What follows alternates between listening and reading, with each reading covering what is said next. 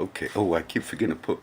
This will be number two. The history of the Social Security, the illegal drug money of the SSI in Corpus Christi, Texas. Let me give you a little history. My last year at the fire department was 2008, but I had 25 years at the department. But I had some long-term back injury. Eventually, it caused nerve damage, and I think they call it neuriculopathy or something like that. So the right leg had nerve damage because of the disc damage. That was very long-term then. But what I did was I didn't want to drag out like injury and all these types of things. And so I just retired. I said, oh, I'm going to retire. And I was off for a few months. At that time in 2008, when you retire from the fire department, it's different for each city. But if I wanted to keep my health insurance, I would have paid so much a month. But I was more concerned at that time for family coverage, and it would have been a lot. I think I had to do it under Cobra, which would have been like 800 a month or something like that. And I said, no, no. So I lost my health insurance. And then I found out that I had bleeding at that time, like right after I dropped it. So I said, oh, I'm bleeding, going to the bathroom. I think I'm going to have to get my damn insurance back. And so there was like problems with that. But I decided, I said, because of no health insurance, I said, I'm going to see if I could at least qualify, like to get the Medicare or Medicaid. So I went down to the Social Security office on Port, which is in Corpus Christi. I said, I'm going to see. Now I showed them.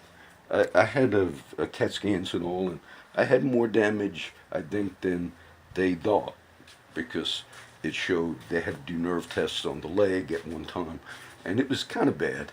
But I just basically said, look, I couldn't really risk. There were times that the last year at the firehouse I couldn't get up, and I still stayed at work, but I couldn't even get up.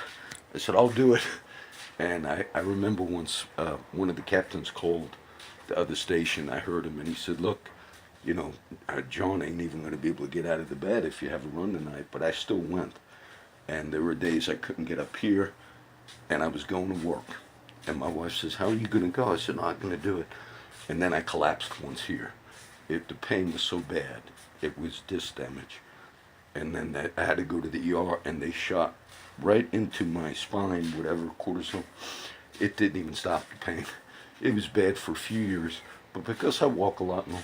So when I went to, I said, I'm going to see if I could get some of the insurance, which is Medicare or whatever it is. And when the guy looked at my history of all the years I put in, not only with fire department, but then a couple years before that, he immediately said to me, he was a Hispanic man at the Social Security. He said, oh, you have all the credits. You're not limited. You have like one of the best work histories of anybody that comes down here. And then when he looked at everything, I'll never forget, he said, and I explained this, well, I can't do my job anymore, which was fire department. He said, if I were you, I would sue.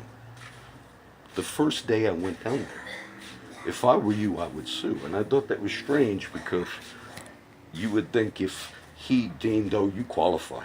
Now, so I went through the process, and I did it myself. So I went and appealed and appealed. This is like a 10-year process now. At one point, one of the response letters, because they waited, and I went and then reapplied, and I went myself and said, look, I'm giving you all the information. I represent myself, which made them have to send me all this stuff. I'm on the video. And the thing that got me mad was they finally sent a response after going through this. And they said, you are turned down because you have an insufficient work history. You no longer have any credits with us because you have an insufficient work history. Boy, that got me mad. And I thought that must be wrong. And then when I went and challenged it again, they said, no, you haven't worked since your last year after 25 years at the fire department, and you didn't work from 2008 until whatever appeal that was. Therefore, you have no benefits with Social Security. I said, there are people with certain sicknesses that I have that have never worked, and they're on disability. I said, how could that be? They said, well, you're in a different category because you showed a history of working so many years, and therefore, when you stop working, even though they knew, I said, look, that's all part of this process. I knew it was a scam at that point. When that final one, battling back and forth, was, you have an insufficient work history. I said, I put so much money in the mouth of your own people. What I think they do here is, there was a girl on the street a few years ago, and she was there that day. I think she has AIDS. She might have passed away. But she's not been around for a while. And she was in a wheelchair. And I was at Timmins a few years ago, and it was real cold. That was a real cold winter. And Social Security had called her and said she had to put all of her past work history back in. She had a terminal disease, she was on the street, and she was a woman. She was homeless. And she had some work history. But then they said, we want you to redo it. And she said, I can't do that, John. I'm on the street. I can't get all that. And I thought, what a scam. And then some of the processes that I had, I said, you know, you're giving money directly to people that apply. Substance abuse and drug addiction is considered a disability, but it falls under a category of mental health, mental thing. But that's kind of the disability. And they know that basically drug addiction primarily is considered a disability. If you don't work your whole life and you're a drug addict, you can go apply and miraculously you have the credits to collect a big check. Now most people know that check goes right to drugs. And I asked the Social Security back and forth all these years, I gave them these examples. I said, you turned down this woman on the street, and it was real cold that winter. I said, she's going to wind up dying. But I got other friends that got approved because of drug addiction. Comes under the category of mental health, substance abuse. Isn't there a question that those checks are going? It's not their job to police what the money is spent on. It's an amazing thing. It's an amazing thing to me. I gave you that example, and I got mad when they said you have an insufficient work history. I put so much in. It was more than 25 years of constant, work. And they said, you just don't qualify. You didn't work enough. And that's when I said, well, what about if I applied because of other things, though and at one point, I finally got VA insurance, which I'm grateful for. And when I went to the VA, he was a nice guy. And I don't go to them. But I was grateful I got it because of the Obamacare mandate, which is now no longer in existence. But that was the process for me to make sure I had insurance. I didn't have to pay the fine.